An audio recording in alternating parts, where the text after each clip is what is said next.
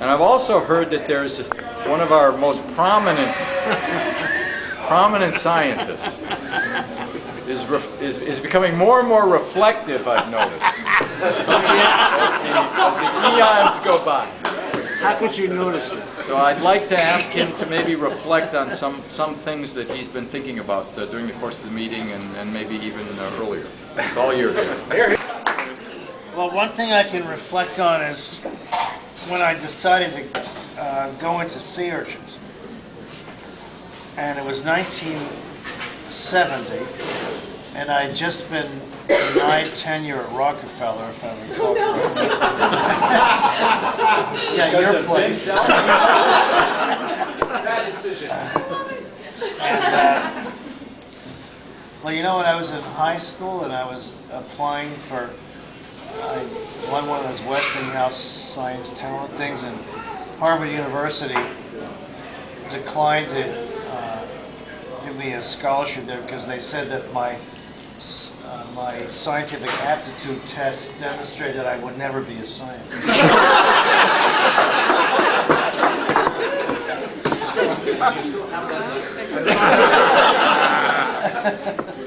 Anyway, so in 1970, so I got an offer from Caltech, and I went to Caltech. And that same year, the MDL asked me to teach in the embryology course. Little did I know that they were just doing this as a preamble to using me to run the damn course for the next 15 years. But anyway, so I came here, and Roy Britton and I decided to go to Caltech.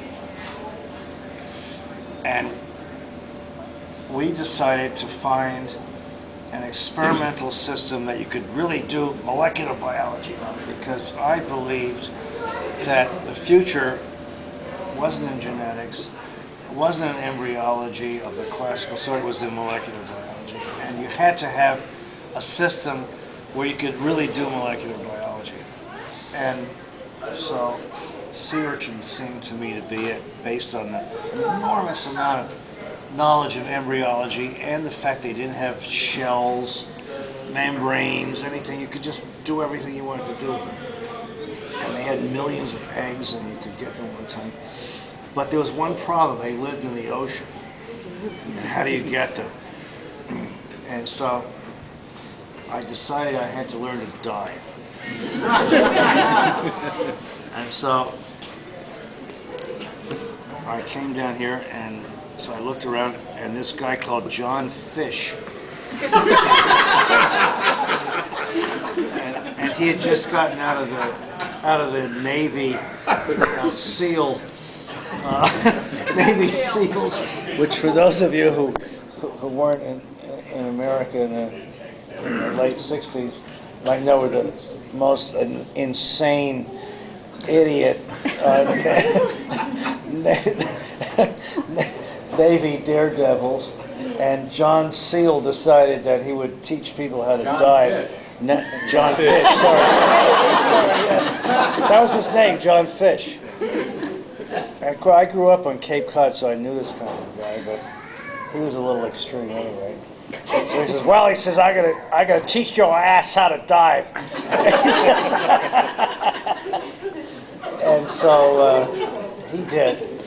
And every other day we'd go out in Buzzards Bay, and that summer it was always a storm every other day, and it was always a 6-foot chop, and it was muddy. You could see about 2 feet. And he'd say, "I got to throw your goddamn equipment over the board. And you're going to swim down there and fight it and put it on."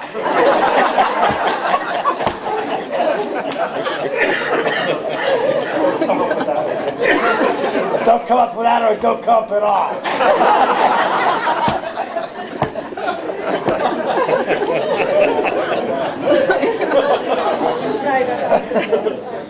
So he did, and I did.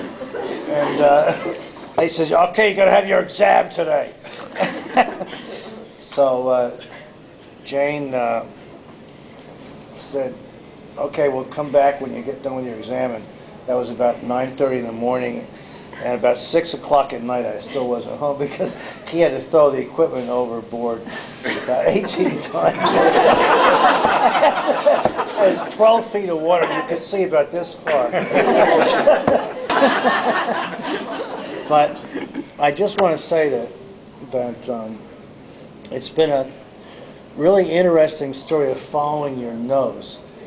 And the idea that these animals would provide the opportunity to solve the problems of gene regulation by doing molecular biology was the right idea, even before there was really good molecular biology. And I think that my recollection of those days is that it's possible to just don't pay any attention to what people say is the great system to work on or the great thing to do or whatever everyone else is doing. Just follow your nose. And it really worked for us in circa.